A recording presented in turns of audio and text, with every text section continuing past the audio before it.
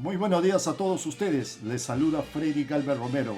Y hoy día, lunes 6 de febrero, nos volvemos a reencontrar en nuestro espacio de pedagogía política. Y el día de hoy, ¿no? Usurpando el escenario, ¿no?, de mi hijo, su mesa de trabajo, de estudios, voy a hacer un análisis sobre la actual coyuntura nacional.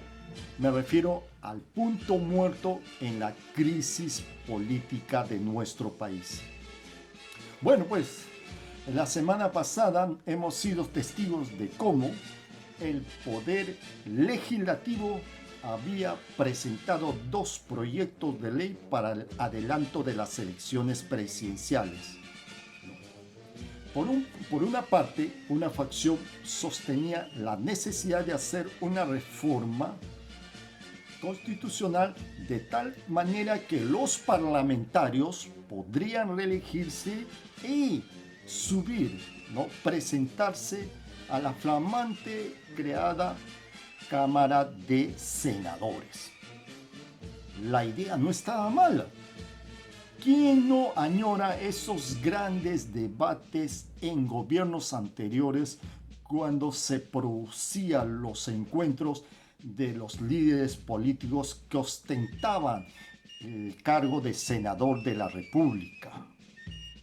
Yo creo que en nuestro país es importante que haya bien delimitada una Cámara de Diputados y una Cámara de Senadores, donde esté lo mejor de lo mejor. Pero el proyecto no prosperó. Por otra parte, la oposición sostenía la necesidad nuevamente de adelantar las elecciones presidenciales para este año, pero poniendo, ¿no?, en el proyecto la consulta para una asamblea constituyente, o sea, para la redacción de una nueva constitución, o sea, hacerle una consulta al pueblo. La idea tampoco está mal, porque sería importante, pues, preguntarle al soberano, ¿no? Preguntarle a ellos si sería importante hacer una nueva constitución. Por un lado dicen que es necesario una facción, por el otro lado dice que no. Entonces el debate hubiese sido interesante, un debate académico en donde los líderes del poder legislativo bajaran a las llamadas bases, a las universidades, a los colegios profesionales, a los sindicatos del sector público, del sector privado, a los lugares más alejados, a los gobiernos regionales, ¿no?, a los pueblos, a los pueblitos de la puna de nuestra Amazonía, preguntarle y además hacer una pedagogía política con ellos, diciendo el pro y el contra de una nueva constitución, e incluso en los colegios secundarios, en los colegios primarios, y por qué no también a los niños de inicial, decirle cuán importante es la constitución actual, cuál es lo positivo, cuál es lo negativo de una nueva constitución. ¿Por qué? Ambas facciones podrían, pero lamentablemente ese proyecto tampoco prosperó. Hubiese sido muy interesante producirse las elecciones presidenciales para este año, incluyendo pues la reelección, permitiendo la reelección, permitiendo la creación de la Cámara de Senadores y permitiendo pues hacer la consulta a la población. Pero esto no prospera.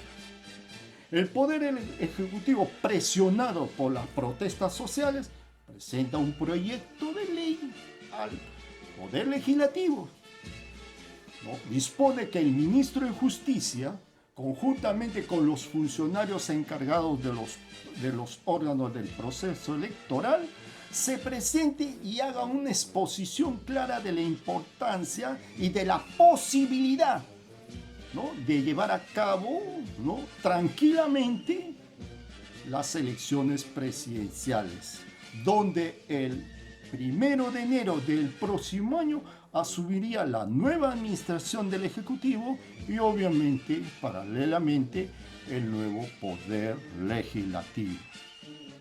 Lamentablemente, pues el ministro quedó en una situación embarazosa, una situación muy delicada. Ha expuesto un largo y extenso tiempo para que en escasos minutos la Comisión de Constitución del Congreso lo archive. En pocas palabras, quedó mal parado el representante del Ejecutivo. Y ahora pues hemos llegado al punto muerto en esta crisis. Las fuerzas sociales del pueblo que no quieren dialogar con el poder ejecutivo ni con el poder legislativo. El poder legislativo que no quiere ceder, que a él no se le puede imponer por ningún motivo, ¿no?, nuevas elecciones, porque ellos han sido elegidos por un periodo de 5 años y culmina el 2026. Y el poder ejecutivo que se ve entre la pared y la espada, no saber qué hacer. Me preguntan algunos de mis exalumnos actuales y colegas, ¿qué va a pasar de aquí en adelante? Ese es algo muy preocupante. Yo creo que podría producirse 2 escenarios. El primero es de que las fuerzas sociales retrocedan en sus propuestas debido al cansancio y el poder ejecutivo no podría tener un respiro. Pero esas fuerzas sociales en su interior no guardarían un resentimiento, una cólera, una ira por todo lo sucedido. Tragarían saliva amarga y lo guardarían en su interior, ¿no? Y que más adelante podría generar una eclosión social de gran magnitud en corto plazo que no podríamos controlar. El poder legislativo se sentiría tranquilo de decir, bueno, ya se apaciguó las protestas, nosotros tranquilamente podemos seguir trabajando hasta el 2026. El poder ejecutivo, reitero, tendría tranquilidad, ¿no? Podría gobernar, ¿no?, conjuntamente, en coordinación con el poder legislativo, ¿no?, en una armonía, supuesta armonía entre comillas. El otro escenario es de que se podrían recrudecer las protestas sociales de tal manera que el Ejecutivo no lo podría controlar. Entonces el legislativo tomaría entonces la decisión de comenzar a censurar al actual gabinete y por lo tanto, como consecuencia de eso, buscaría la vacancia presidencial, dado que el Poder Ejecutivo no puede gobernar. Entonces, este Ejecutivo caería con su presidenta de la República y sería asumido por el Congreso Nacional. Debido a que la crisis social crecería, entonces saldrían a gobernar los llamados halcones, que con mano de hierro intentarían imponer el principio de autoridad. Eso traería como consecuencia fuertes enfrentamientos nuevamente con la población y por lo tanto, ¿no?, con las fuerzas del orden social y las fuerzas armadas.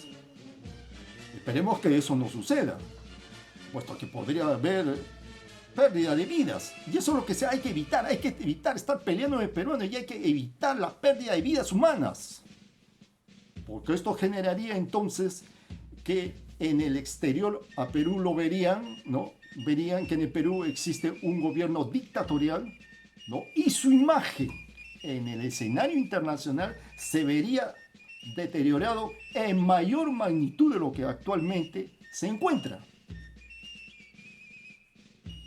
Esos son los 2 escenarios. Hasta podríamos aparecer un tercero por ahí.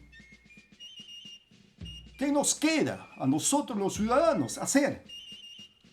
Nos queda pues empezar a educar a nuestras generaciones venideras, a nuestros hijos, a nuestros nietos, a sus amigos, a sus conocidos, a esos jóvenes, a esos niños, comenzarlos a educar en la ciencia política para que sean en el futuro buenos políticos y honrados ciudadanos.